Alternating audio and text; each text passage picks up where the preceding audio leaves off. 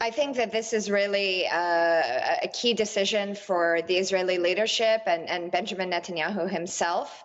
He has built a reputation for himself as Mr. Security, and that reputation came apart on October 7th.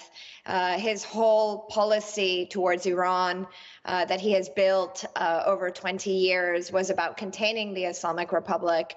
And today, Iran sits on Israel's borders, has supported Hamas in the October 7th attack, and now there has been this very brazen, although targeted and quite careful attack on Israel over the weekend. I think that the Israeli leadership will have a hard time not responding. They might not do it immediately, but I think a confrontation between Israel and Iran, which might be priced into the markets, is certainly coming. It's just a question of when. Sanam, the reaction and the relationship of the US and their partnership with Israel is absolutely pivotal here. Many of us looking on from the outside believe as well.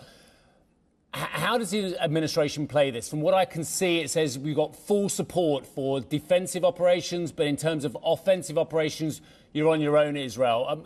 Is that kind of very simplistic, but is that how you see it?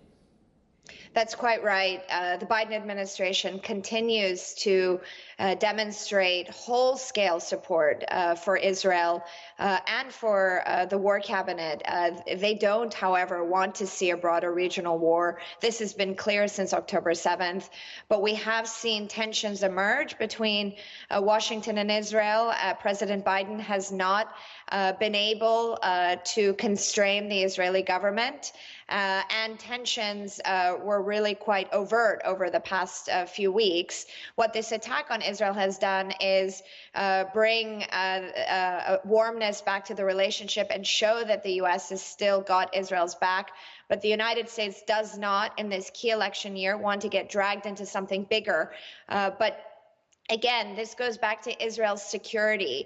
Since October 7th, it's very clear that their approach to Hamas, to Hezbollah, to Iran has not worked. And since October 7th, Israel has been slowly trying to degrade the capabilities of Hezbollah, obviously Hamas in Gaza, but more broadly, attacking Iran's positions across the region.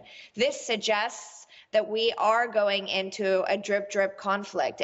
Question is, will it happen now or will it happen over the summer or later this year?